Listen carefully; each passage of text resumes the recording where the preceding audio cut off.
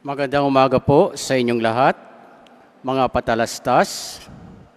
Malagod po namin kayong inaanyayahan sa mga sumusunod na gawain at pagdiriwang para sa mahal na araw. Linggo ng Palaspas, sa ika-29 ng Marso, ang pagbabasbas ng palaspas ay gagawin bago magsimula ang bawat misa. Wala pong pagbabasbas ng palaspas, religious articles at vehicles pagkatapos ng misa. Ang pagdiriwang ng misa ng huling hapunan sa Huwebes Santo sa ganap na alas 6 ng gabi, kasunod po nito ang tanod panalangin mula alas 8 ng gabi hanggang alas 2 ng madaling araw. Sa Biyernes Santo, ika-3 ng Abril, mayroong istasyon ng krus sa ganap na alas 7 ng umaga. Ang liturhiya ng 7 huling wika ay magsisimula sa alauna ng hapon. Ang liturhiya sa pagsamba sa krus ay sa ganap na alas 3 ng hapon. Sa Sabado de Gloria, ika-4 ng Abril, mayroong panalangin ng pagdadalamhati sa ganap na alas 9:30 ng umaga. Ang Easter Vigil Mass ay sa ganap na alas 9:30 ng gabi. Mangyari lamang po na magsuot ng puting damit at magdala ng kandila para sa renewal of baptismal promises.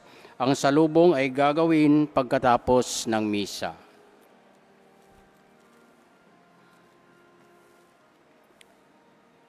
Ngayon po ay linggo ng palaspas sa pagpapakasakit ng Panginoon. Ang atin pong punong tagapagdiwang sa umagang ito ay si Reverendo Padre Rufino Makasait Jr., CSSR. Inaanyayan po ang lahat na sumabay sa mga awit, tugon at panalangin sa atin pong misa. Maraming pong salamat.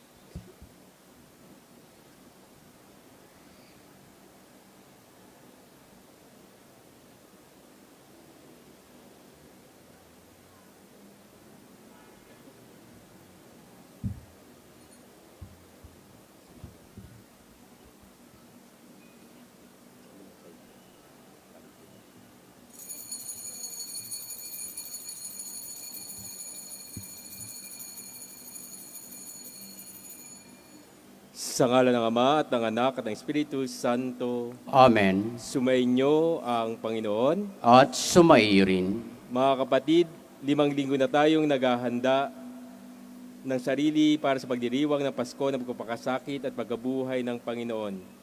Sinikap nating unawain at tuparin ang ating pagpananagutan sa Diyos at sa kapwa-tao, alinsunod sa aral at halimbawa ni Jesucristo. Kaysa ng buong simbahan, sisimulan natin ngayon ang mga mahal na araw. Si Kristo ay matagumpay na pumasok sa kanyang lungsod upang tuparin ang kanyang gawain bilang Mesiyas, ang magpakasakit, mamatay at muling mabuhay para sa ating kaligtasan. Taimtim nating sariwain sa alaala ang kanyang pag-aalay ng sarili para sa kapwa at sundan natin siya ng may buhay na pananampalataya. Kaysa niya sa pagdurusa sa krus, tayo nawa ay makahati niya sa kanyang pananaig sa kamatayan at sa kanyang bagong buhay.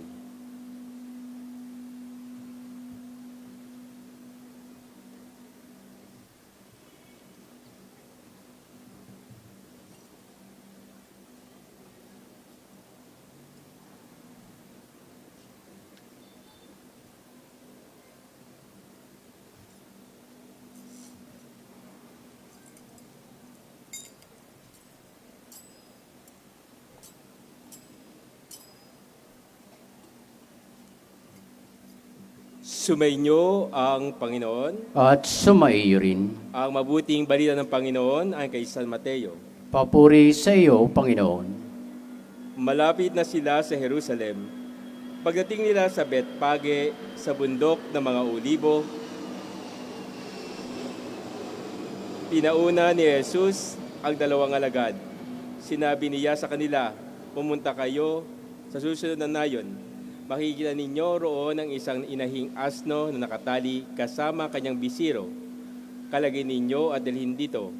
Kapag may sumita sa inyo, sabihin ninyong kailangan ng Panginoon at hindi na kikibu iyon. Nangyari ito upang matupad ang sinabi ng propeta. Sabihin ninyo sa lungsod ng Siyon, masdan mo, dumarating ang iyong hari, siya'y mapagkumbaba, nakasakay sa isang asno, sa isang bisiro ng isang asno. Lumakad nga ang mga alagad at ginawa ang inutos ni Jesus. Dinala nila ang inahing asno at ang bisiro. Isinapi nila sa likod ng mga ito ang kanilang balabal at sumakay si Jesus. Maraming naglatag na kanilang mga balabal sa daan. Ang iba na may pumutol na mga sanga ng kahoy at nilatag din sa daan. Nagsisigawan ang mga taong nauna at sumunod sa kanya. Mabuhay ang anak ni David. Pagpalain ang dumarating sa ngalan ng Panginoon. Purihin ang Diyos. Pagpasok ni Jesus sa Jerusalem, nagulo ang buong lungsod. Sino kaya ito? Tanong nila. Si Jesus, ang propetang taga Nazareth, Galilea, sagot ng karamihan. Ang mabuting balita ng Panginoon. Pinupuri ka namin, Panginoong Jesucristo. Mga kapatid, atin nga pong sinisimula na ang mga mahal na araw. Isang paglalakbay ng ating pananampalataya. Isang paglalakbay kung ating ginugunita ang masibagong pagpasok ni Jesus sa Jerusalem. Isang paglalakbay din kung saan natin makikita ang mangyayari sa buong linggo. Sa mga mahal na araw na ito, mas tayo ay niyahan ng simbahan na makipaglakbay sa ating Panginoon. Sa paglalakbay na ito, balikan natin ang pagkakipaglakbay ng Diyos sa ating buhay. Katulad ng matagumpay na pagpasok ni Jesus sa Jerusalem, magtagumpay na siya pumasok sa ating mga puso at sa ating buhay. Nawa sa paglalakbay na gagawin natin ito, patuloy nating alalahanin ang Diyos na sa bawat hakbang nating kasbiling natin siya. At sa pagpasok niya sa Jerusalem, pumasok naman siya sa ating mga puso. Sa kanyang pagpapakasakit sa krus, naway maalala natin ang kanyang ginawa para tayo ay maligtas. Sa kanyang kamatayan, nawa tayo makiisa sa kanyang pagpapanalangin para sa bawat isa. At sa muling pagkabuhay niya, tayo ay masibago niyang alalahanin at patuloy nating yakapin ang pagbabagong binibigay sa atin ng Diyos araw-araw.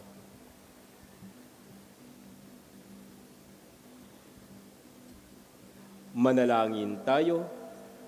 Ama naming makapangyarihan, ang mga palaspas na ito ay iyong pagpalain at pabanalin upang ang masaya naming pagbubunyi sa Mesiyas na aming hari ay siya namang masundan sa pamagitan niya, aming sapitin ang hindi magmamalim na lungsod ng Jerusalem na kanyang pinagaharian kasama mo ng Espiritu Santo magpasawalang hanggan. Amen.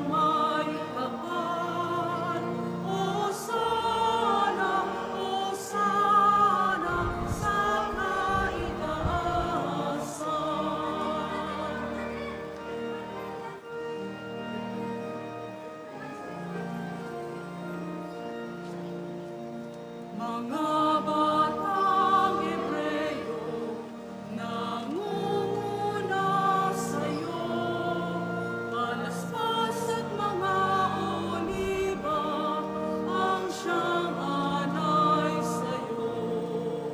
Hosana, Hosana, sa kaitaasan.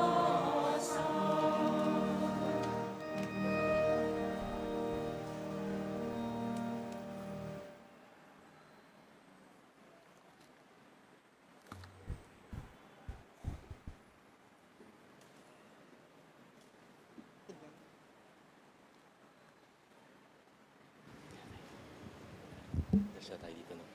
Diretso tayo dito. Manalangin tayo. Ama naming makapangyarihan, ginawa mong halimbawang dapat tularan ang tagapagligtas naming naging di iba sa amin para ang krus namin ay akuin. Pagindapatin mong ang mga pagdiriwang ay aming kamtin ng kanyang ulirang pagkamatiisin at pakikisalo sa pagkabuhay niyang magningning. Sa pamagitan niya, kasama ng Espiritu Santo, magpasawalang hanggan. Amen.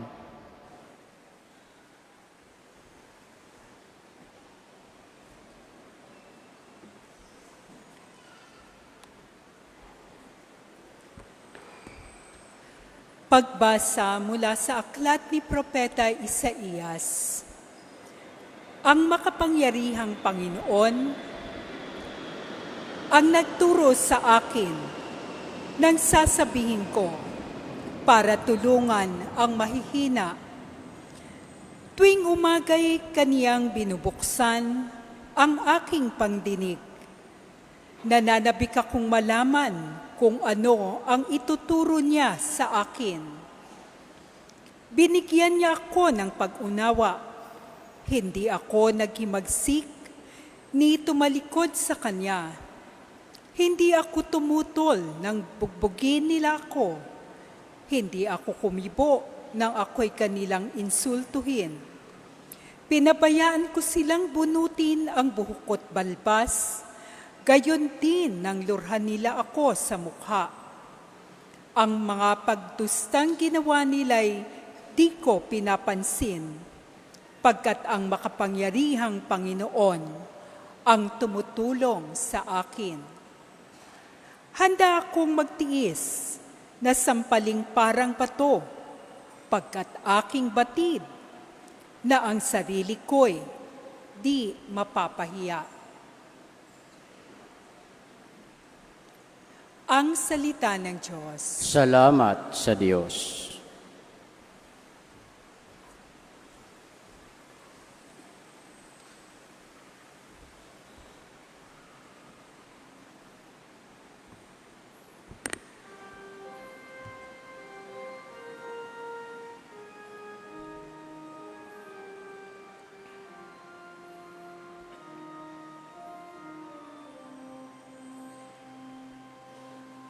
Diyos ko,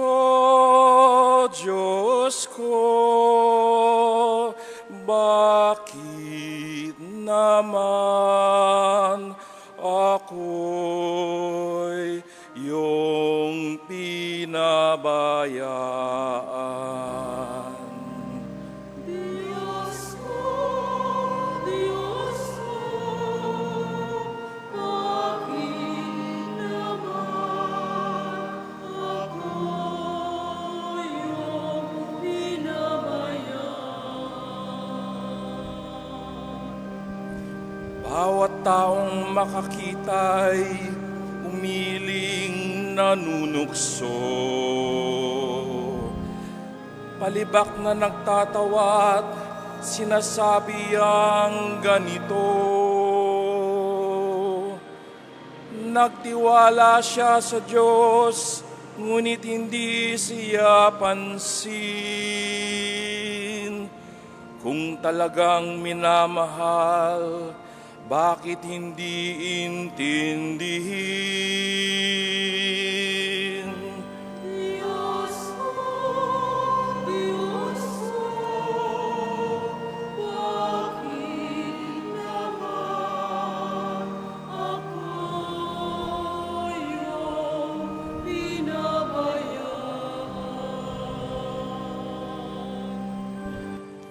may pangkat na mga buhong na sa aki pumaligid.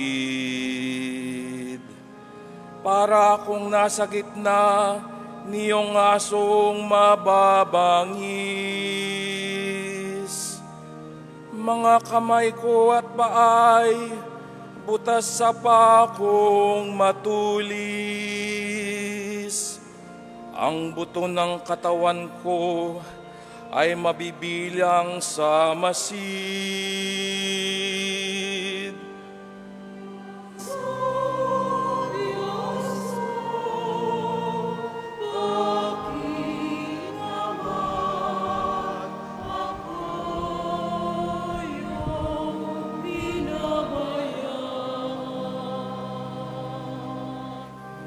Pinaghati-hati nila ang damit ko sa katawan. Ang hinubad na tunikay dinansa sa palaran. Huwag mo akong ulilahin, huwag talikdan, Panginoon. O aking tagapagligtas, bilisan mo ang pagtulong.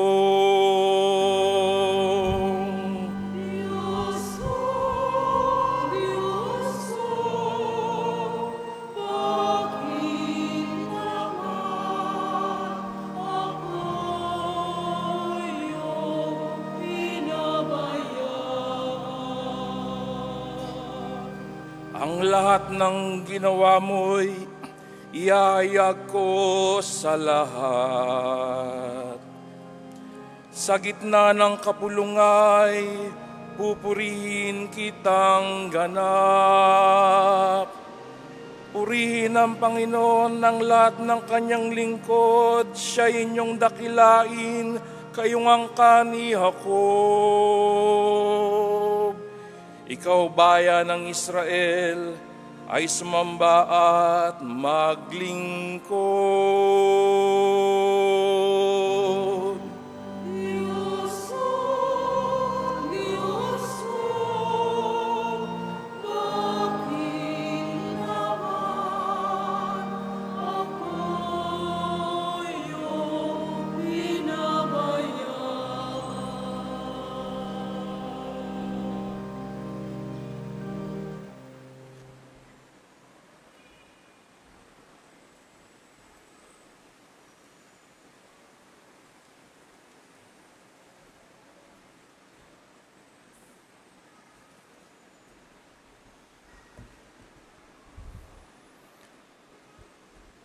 Pagbasa mula sa sulat ni Apostol San Pablo sa mga taga-Filipos.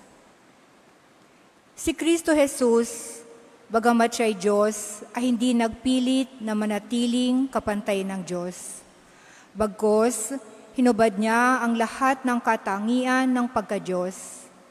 Nagkatawang tao at namuhay na isang alipin. Nang maging tao, siya'y nagpakababa at naging masunurin hanggang kamatayan. Oo, hanggang kamatayan sa krus. Kaya naman, siya'y itinampok ng Diyos at binigyan ng pangalang higit sa lahat ng pangalan. Ano pat ang lahat ng nilalang na nasa langit, nasa lupa, at nasa ilalim ng lupa ay maninikluhod at sasamba sa Kanya, at ipapahayag ng lahat na si Hesukristo ang Panginoon sa ikararangal ng Diyos Ama. Ang salita ng Diyos. Salamat sa Diyos.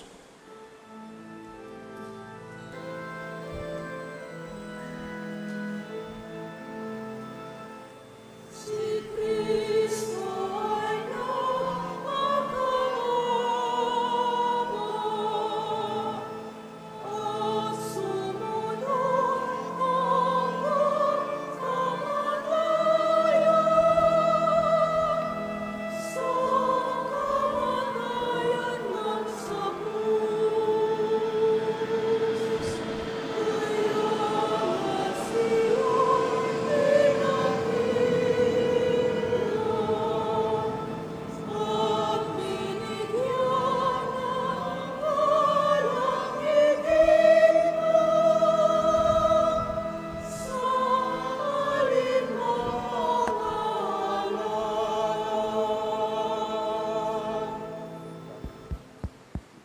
Ang pagpapakasakit ng ating Panginoong Hesukristo ayon kay San Mateo.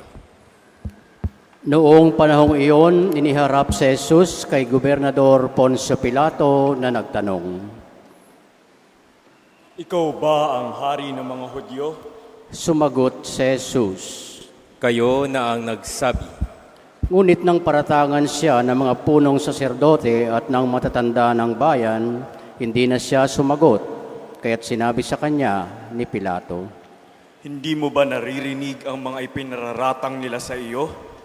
Ngunit hindi sumagot si Jesus gaputok man, kaya't nagtaka ang gobernador. Tuwing pista ng Pasko, kinaugalian na ng gobernador ang magpalaya ng isang bilanggo, sino mang mahiling ng taong bayan. Noon ay may isang kilalang bilanggo na nagngangalang Barabas. Kaya't nang magkatipon ang mga tao, tinanong sila ni Pilato, Sino ang ibig ninyong palayain ko? Si Barabas o si Jesus na tinatawag na Kristo? alam ni Pilato na inggit ang nagudyok sa kanila na dalhin sa kanya si Jesus. Hindi lamang iyan. Samantalang siya'y nakaluklok sa hukuman, nagpasabi sa kanya ang kanyang asawa, Huwag kang makialam sa taong iyan na walang kasalanan, sapagkat kagabi pinahirapan ako ng aking panaginip tungkol sa kanya. Ang mga tao na may sinulsulan ng mga punong saserdote at ng matatanda ng bayan na hilingin kay Pilato na si Barabas ang palayain at si Jesus ay ipapatay. Muli silang tinanong ng gobernador. Sino sa dalawa ang ibig ninyong palayain ko? Sagot nila, sinabi sa kanila ni Pilato, Kung gayon, ano ang gagawin ko kay Jesus na tinatawag na Kristo? sumagot ang lahat. Bakit? Anong masama ang ginawa niya? Ngunit lalo pa nilang isinigaw, Nang makita ni Pilato na wala siyang magagawa at malamang pang magkagulo ang mga tao, nagpakuha siya ng tubig at naghugas ng kamay sa harapan ng mga tao. Wala akong pananagutan sa kamatayan ng taong ito. Bahala kayo. Sumagot ang mga tao. Pinananagutan namin at ang aming mga anak ang pagkamatay niya. At pinalaya niya si Barabas, ngunit ipinahagupit si Jesus at ibinigay sa kanila upang ipako sa krus. Si Jesus ay dinala ng mga kawal ng gobernador sa pretorio at nagkatipon ang buong batalyon sa paligid niya. Hinubaran nila siya at sinuotan ng isang balabal na pulang-pula. Naglikaw sila ng halamang matinik at ipinutong sa kanya, saka pinapaghawak ng isang tambo sa kanyang kanang kamay at palibak siyang niluhod-luhuran at binati. Mabuhay ang hari ng mga Hudyo! Siya'y pinaglulurhan, kinuha nila ang tambo at siya'y pinaghahampas sa ulo at matapos kutyain, kanilang inilisan siya ng balabal, sinuota ng sariling damit at inilabas upang ipako sa krus. Paglabas nila ng lungsod, kanilang nakita ang isang lalaking nagngangalang Simon, isang taga-Sirene. Pilit nilang ipinapasan sa kanya ang krus ni Jesus. Pagdating sa lugar na tinatawag na Golgota, na nangangahulugang pook ng bungo, binigyan nila si Jesus ng alak na hinaluan ng apdo, ngunit nang matikman niya ay hindi ininom.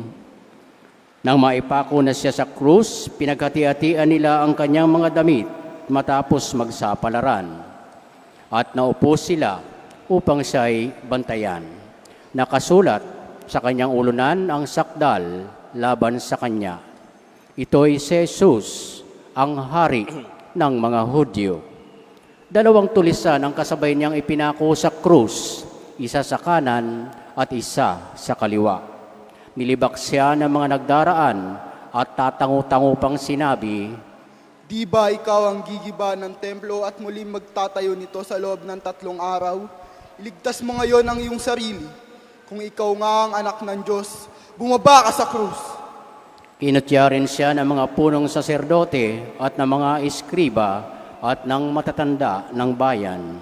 Sabi nila, Iniligtas ang iba, ngunit ang sarili di mailigtas. Di ba siya ang hari ng Israel? Bumaba lang siya ngayon sa krus. Maniniwala kami sa Kanya. Nananalig siya sa Diyos at sinasabi niyang siya ang anak ng Diyos. Iligtas siya ng Diyos kung talagang iniibig siya. At inalipusta rin siya ng mga tulisang ipinakong kasabay niya. Mula sa tanghaling tapat hanggang sa ikatlo ng hapon ay nagdilim sa buong lupain. Nang mag-iikatlo ng hapon, sumigaw si Jesus. Elay, Elay, lema sabachthani. Ibig sabihin, Diyos ko, bakit mo ako pinabayaan?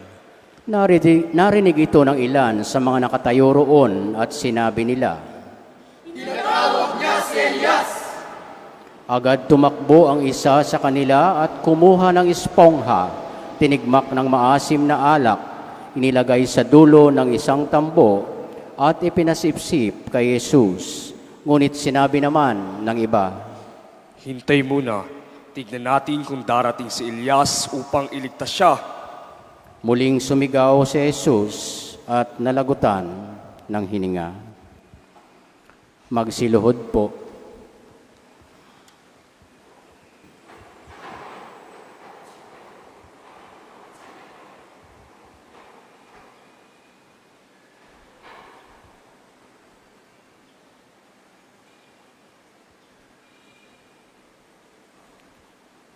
Magsitayo po.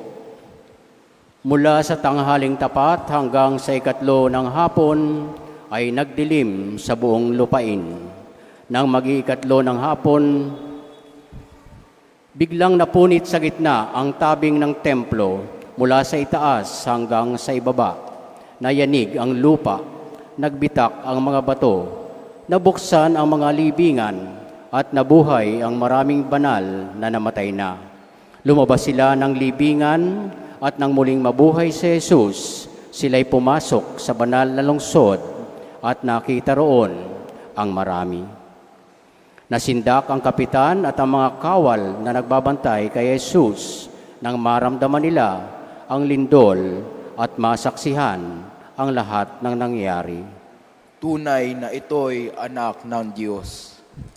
Ang mabuting balita ng Panginoon. Pinupuri ka namin, Panginoong Heso Kristo.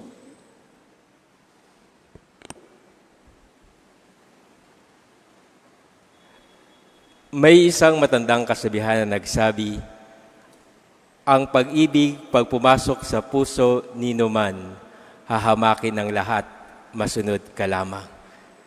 Na ang pag-ibig, katulad nga ng ginawa ng pag-ibig ng Diyos para sa atin, ibinigay ang kanyang buktong na anak para tayo ay maligtas sa ating kasalanan. Si San Alfonso ay minsan nagawa ng isang kanta na ang title sa Italian is Paccio di Amore, The Crazy Love of God, ang baliw na pag-ibig ng Diyos. Nang dahil nga sa pag-ibig niya para sa atin, handa niyang ibigay ang buktong na anak upang tayo ay maligtas. Nakita natin kanina ang masayang pagpasok ni Jesus bilang hari sa Jerusalem.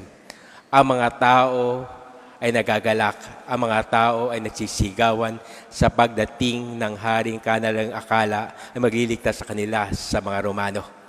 Ngunit ang mga taong nagsisigawan ng Hosana sa anak ni David, Hosana sa Diyos, ay ang mga tao ring sisigaw pagdating ng Biyernes Santong, ipako siya sa krus.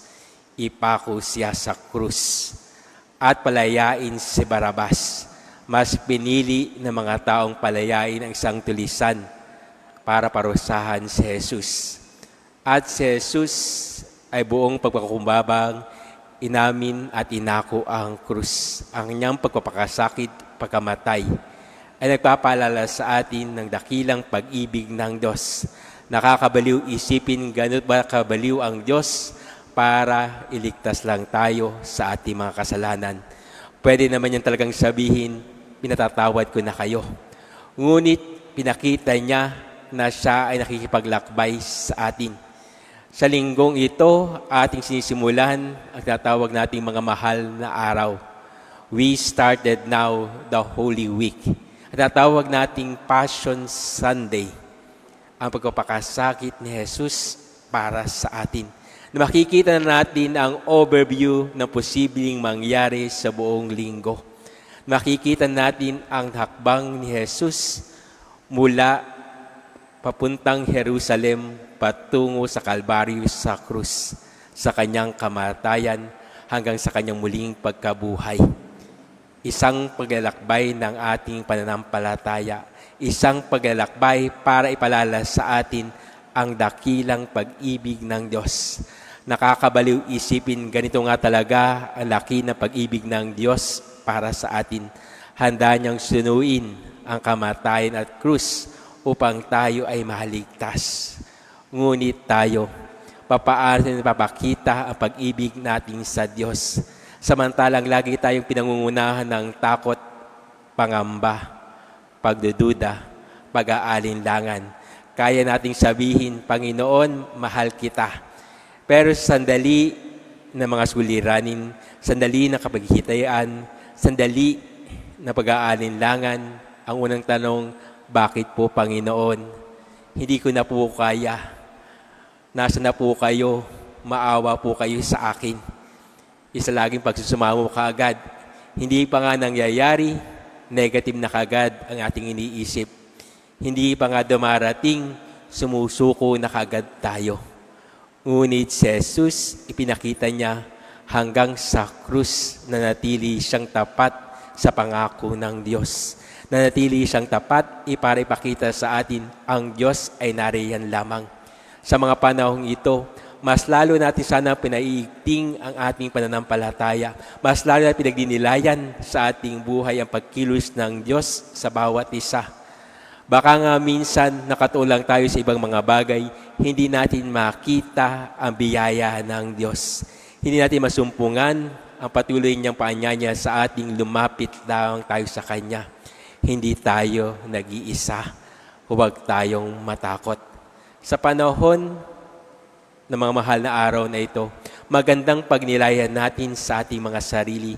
Nasaan na ba ang aking pananampalataya?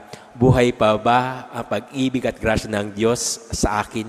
Buhay pa ba ang aking pananampalataya sa aking Panginoon? Natutupad ko pa ba ang sinumpaan nung ako ay bininyagan? Ipakikita ko pa ba ang aking pagmamahal sa Diyos sa pamagitan ng aking pag-akay sa aking kapwa? Sabi nga ni San Alfonso, God is so crazy enough, able to bear the consequences for our sins. And yet, in our own weakness, we forget to see how great His divine love really is for us. Nakakalimutan natin ang pag-ibig ng Diyos. Nakakalimutan natin ang biyaya ng Diyos na binibigay sa atin pagdating na ng kapighatian, pagdating na ng mga pagsubok, pagdating na ng mga bagay na hindi natin alam at hindi natin control sa ating mga sarili. Sa ating paglalakbay pananampalatayang ito, huwag nating kalimutan ang Diyos ay kapiling natin. Sinamahan natin si Jesus papunta sa Jerusalem. Samahan natin si Jesus sa kanyang pagpapakasakit at pagkamatay sa krus. Samahan natin siya sa paglalakbay patungo sa ating mga puso at mga sarili. Samahan natin siyang buhayin siya muli sa puso ng bawat isa. Nawa nga po sa patuloy ng ating pagdiriwang, patuloy tayo sa ating paglalakbay na walang takot at pangamba, na patuloy na umaasang ang Diyos ay kapiling natin dahil ang pag-ibig niya ay walang hanggan. At ang patuloy niyang pagkakaasa sa atin ay patuloy niyang binibigay sa atin araw-araw.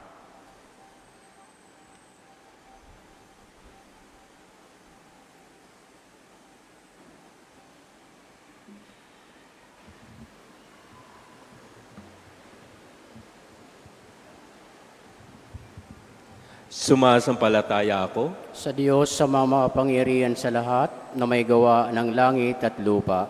Sumasampalataya ako kay Kristo, iisang anak ng Diyos, Panginoon nating lahat.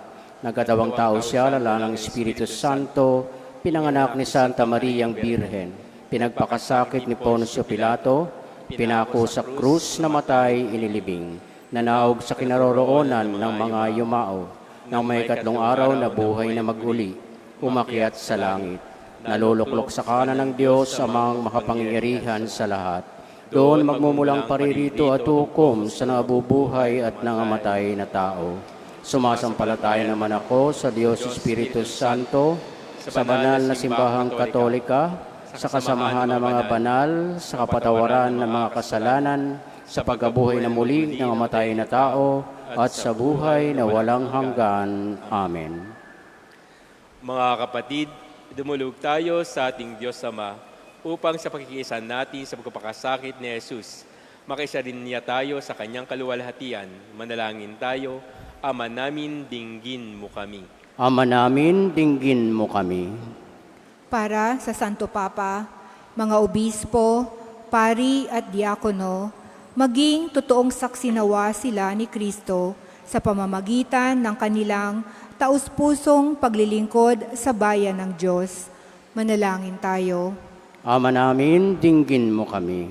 Para sa programang Alay Kapwa, maging mabisang daan nawa ito upang matugunan ang mga suliraning panlipunan at mas matulungan ang mga nangangailangan.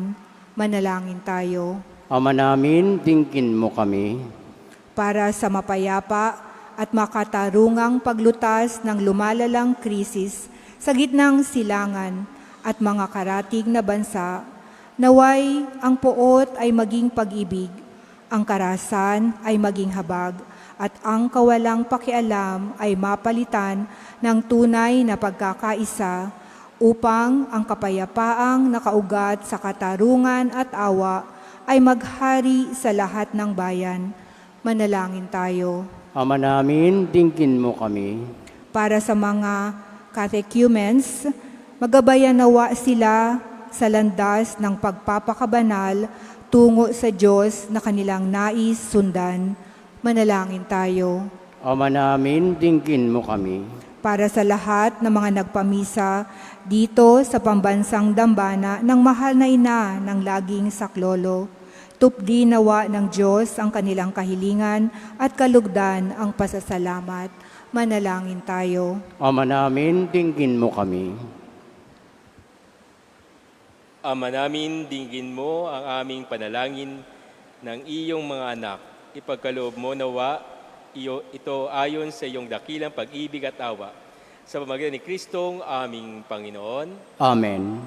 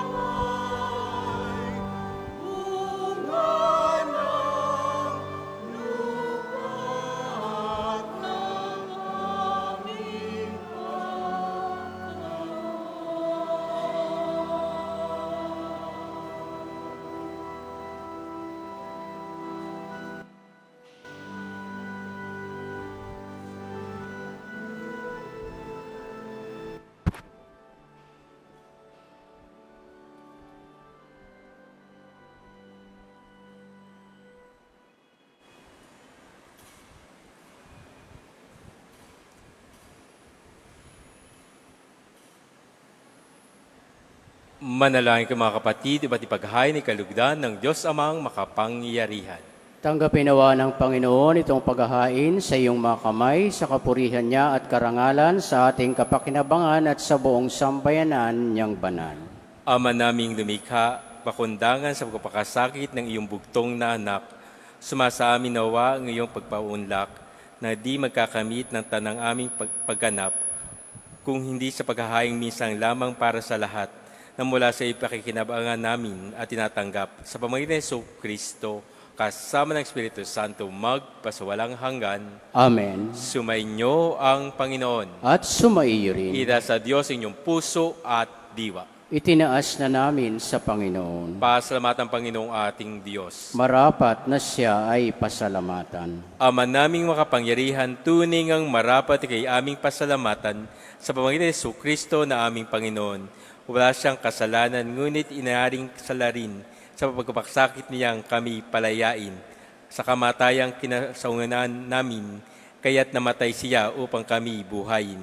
Kaya kaisa ng mga anghel nagsisiawit ng papuri sa iyo, na walang humpay sa kalangitan, kami nagbubuni sa iyong kadakilaan.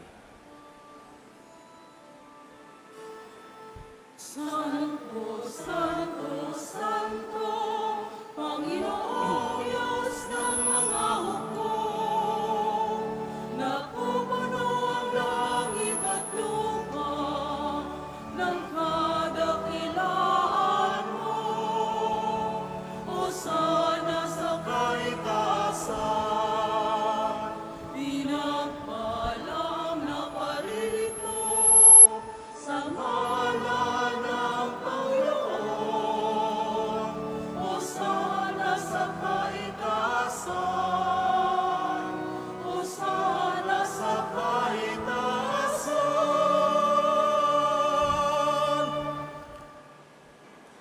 Ama naming banal, ikaw ang bukal ng tanang kabanalan, kaya't sa pamagitan ng Espiritu, gawin mong banal ang mga kaloob na ito upang pasaming katawan at dugo ng aming Panginoong Hesus Kristo. Bago niya pinagtiis ang kusang loob na maging handog, hinawakan niya ang tinapay, pinasalamatan kaniya, pinaghati-hati niya iyon, inabot sa kanyang mga alagad at sinabi, "Tanggapin ninyong lahat ito at kanin. Ito ang aking katawan na ihahandog para sa inyo."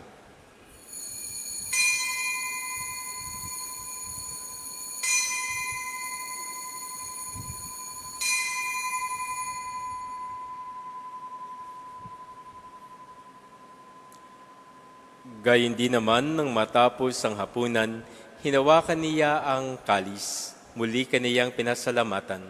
Inabot niya ang kalis sa kanyang mga alagad at sinabi, "Tanggapin ninyong lahat ito at inumin. Ito ang kalis ng aking dugo, ng bago at walang hanggang tipan. Ang aking dugo ibubuhos para sa inyo at para sa lahat, si kapatawad ng mga kasalanan. Gawin niyo ito sa pag-alala sa akin."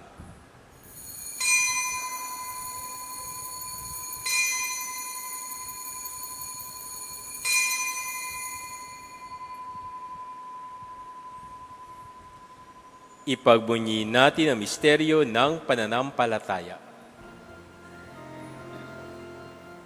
Si Kristo'y namatay, si Kristo'y nabuhay, si Kristo'y babalik sa wakas ng panahon.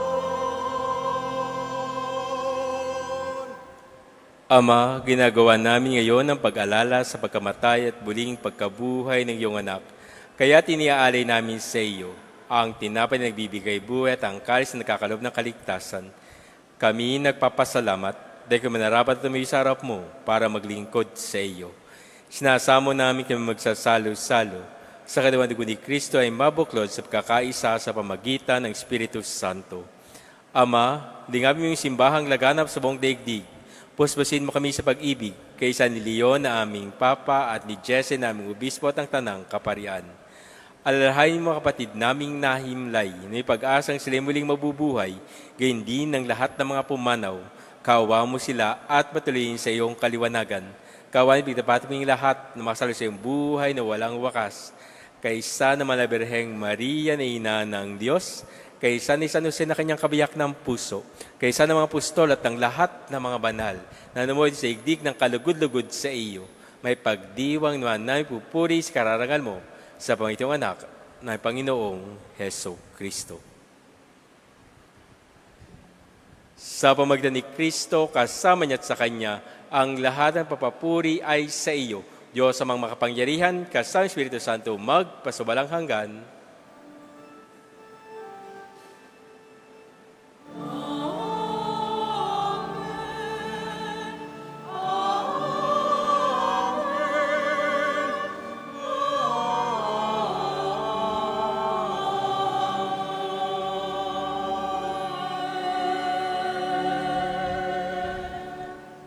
Sa tagubili ng kagagalingin utos sa turo ni Jesus na Panginoon natin at Diyos, ipahayag natin ngayon ng lakas loob.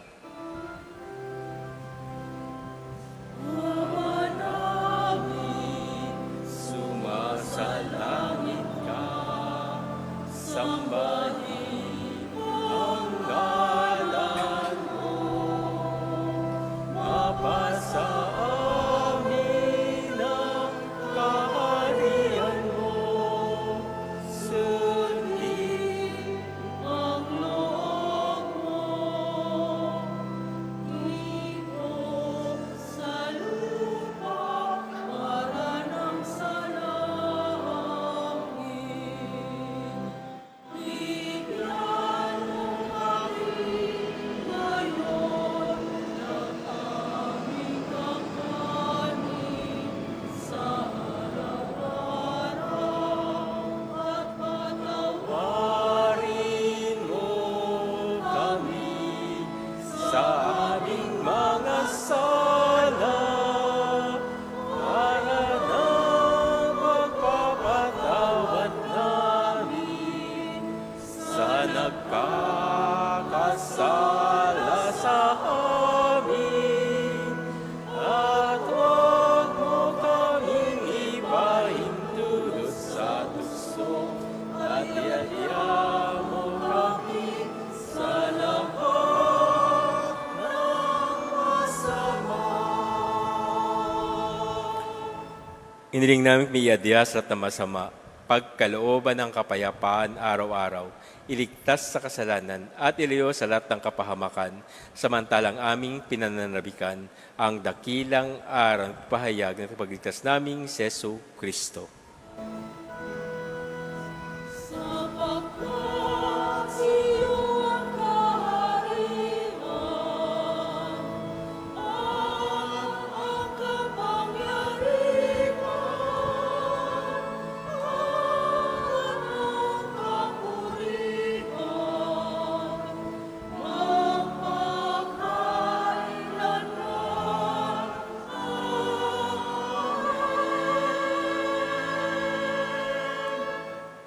Panginoong Heso Kristo, sinabi mo sa mga apostol, kapayapaan ang iniwang ko sa inyo, ang aking kapayapaan ang binibigay ko sa inyo. Tunghayan mo ang pananampalataya at huwag ang pagkakasala. Pagkalooban mo kami ng kapayapaan at pagkakaisa, ayon sa iyong kalooban, kasama ng Espiritu Santo, magpasawalang hanggan. Amen. Ang kapayapaan ng Panginoon ay laging sumainyo. At sumaiyo rin. Magbigayan kayo ng kapayapaan sa isa't isa.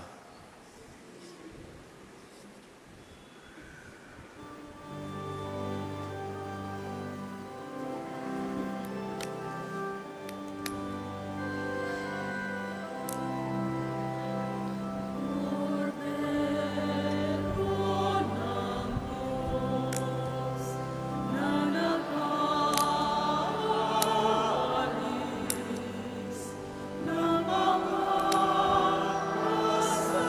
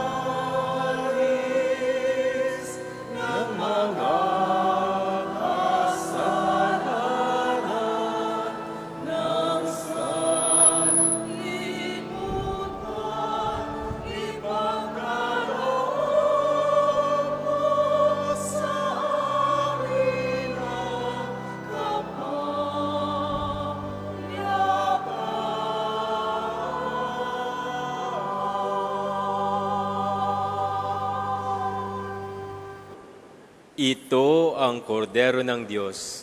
Ito nag-aalis na makasalanan ng sanlibutan. Mapapad ang maniyan, Panginoon, sa kanyang piging. Panginoon, hindi ako karapat-dapat na magpatuloy sa iyo, ngunit sa isang salita mo lamang, naigagaling na ako.